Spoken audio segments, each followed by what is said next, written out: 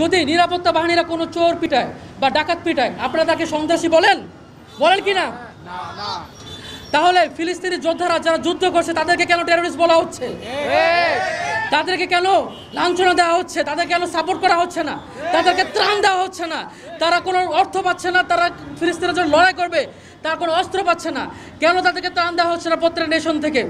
কেন দেওয়া হচ্ছে না? ট্রাম্প, নেতানিয়াহু, মোদি, জায়নবাদ, হিন্দুত্ববাদ দুটো একই কয়েনের এপিট ওপিট। মোদি দেখবেন যে ফিলিস্তিনের সাথে গাদ্দারি করছে, কেন করছে? বাংলাদেশের মানুষের সাথে গাদ্দারি করছে, কেন করছে? ফিলিস্তিনের প্রত্যেকটা মুসলিম কেন মরতেছে? অনেকে বলবে যে এটা ধর্মের লড়াই না, যে যা বলার মতো বলছেন, কিন্তু এটা আসলে বাস্তবতা না, এটা ধর্মের লড়াই। আপনারা মানেন এটা ধর্মের লড়াই, এটা মানবতার লড়াই অবশ্যই, এটা জিওগ্রাফিক্যাল লড়াই অবশ্যই, এটা মাটির লড়াই অবশ্যই, কিন্তু সব থেকে বড় কথা এটা বিশ্বাসের লড়াই। ঠিক আপনারা জানেন কিনা জানি না, ট্রাম্প, মোদি তারা এমনকি ট্রাম্প অনেক ভারত বাহিনীকে ইয়েতে পাঠিয়েছে, ইসরায়েলে পাঠিয়েছে। এটা নিয়ে কোনো কথা উঠছে না। বাংলাদেশের প্রত্যেকটা মানুষ হিন্দুত্ববাদী বিদেশি, কিন্তু তারা কেন ভারতের যে ইসরায়েলি বাহিনী পাঠানো হচ্ছে এটা কোনো কথা উঠছে না। মিডিয়াতে একবারও এটা নিয়ে কথা উঠে নাই। অনেক আগে থেকে পাঠানো হচ্ছে। ভারতে অনেক ইসরায়েলি বাহিনী আছে, তারা প্রত্যেকটা এখান থেকে ট্রেনিং নিয়ে তারা ইসরায়েলে যায়। এটা নিয়ে কোনো কথা উঠছে না, অথচ আমরা দাবি করি আমরা নাকি ভারত বিদ্বেষী। কিভাবে ভারত বিদ্বেষী হই আমরা যদি ফিলিস্তিনে আমরা কথা নিয়ে উঠতে পারি? ফিলিস্তিনের প্রত্যেকটা শিশু, প্রত্যেকটা লোক লড়াই করতেছে। এমনকি ফিলিস্তিনের 5 বছর শিশুকে বলা হচ্ছে তারা নাকি টেরোরিস্ট, তাদের হাতে পাথর, তারা অস্ত্র নিতে পারতেছে না, কিন্তু তারা পাথর নিয়ে তাদেরকে বলা হচ্ছে টেরোরিস্ট। কেন টেরোরিস্ট বলা হচ্ছে? তারা কি লড়াই করতে পারবে না? 70% স্কুল ধ্বংস হয়ে গেছে ফিলিস্তিনে, তারা পড়ালেখা কিভাবে করবে? আপনারা বলেন যে তারা পড়ালেখা উগ্রবাদী কেন?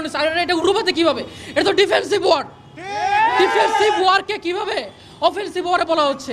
অফেন্সিভ শুরু করছে কারা? জায়নবাদ, ইউএস হচ্ছে এগুলো সব বাপ। ইউএস হচ্ছে সবগুলো মূল হোতা।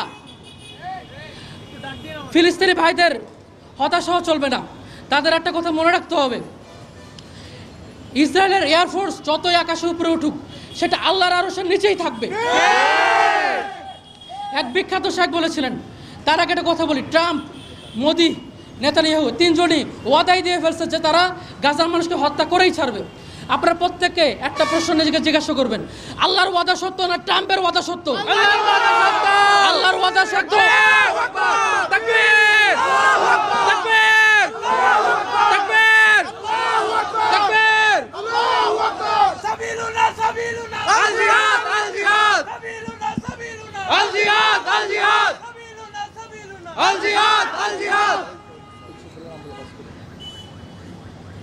আবারও জিজ্ঞাসা করি, আপনারা প্রত্যেকে নিজেকে আজকে যে জিজ্ঞাসা করবেন, যখনই হতাশা আপনাকে ছড়বে, হতাশা হওয়া যাবে না, আপনারা সবাই লড়াই করবো। আরেকবার জিজ্ঞাসা করবেন নিজেকে, আল্লাহর ওয়াদা সত্য না ট্রাম্পের ওয়াদা সত্য? আল্লাহর ওয়াদা সত্য।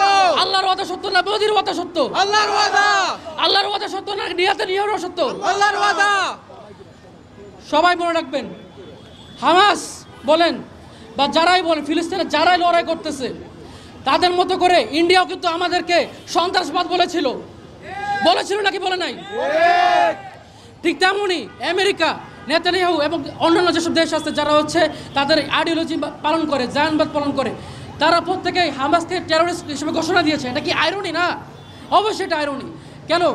আপনি মনে করেন আপনাকে আছে শত্রুকে লড়াই করতেছেন, শত্রু আপনাকে বললো আপনি তো শত্রু, আপনি তো দুশ্মন, আপনি তো টেরোরিস্ট, এটা কি আপনারা মানবেন? না। কেন মানবেন না? আপনাদের ঘর থেকে তারা বের করে দিয়েছে, ঘর থেকে বের করার পর আপনাকে বলতেছে এই ঘর আমার। আচ্ছা তাও মানলাম এই ঘর আমার, কিন্তু তোমরা চাইলে আমাদের সাথে ভাগাভাগি করে থাকতে পারো। 2 স্টেট যাকে বলে, 2 স্টেটকে আমরা মানতে রাজি না? অবশ্যই না। 2 স্টেট দিন শেষে মন্দির নীতি অনুসারে বলতেকে গ্রহণ করাকে বলা যায়। তাই সবাই আমরা যারা আছি, শেষ করে দেবো কিছুক্ষণের মধ্যেই, 1 মিনিটের মধ্যেই। তার আগে একটা কথা বলে যে আমরা যারা আছি একটা অঙ্গীকার করে যাই, আমরা লড়াই করব, আমরা প্রত্যেকটা ইসরায়েলি পণ্যকে বয়কট করব। যেসব পণ্য বয়কট করার যোগ্য, যেমন কোকাকোলা, কিন্তু যেসব পণ্য হয়তো আমরা বয়কট করতে পারবো না গণহারে, সেগুলোকে কথা বলতেছি না। যেগুলো না খেলে আমরা বাঁচবো না এরকম কিছু না, যেমন কোকাকোলা না খেলে আমরা বাঁচবো ভাই, না খেলে বাঁচবো, কিন্তু আপনার প্রত্যেকটা পয়সা এই কোকাকোলা কারণে ওখানে যাচ্ছে, তারা কি বাঁচবে? বাঁচবে না।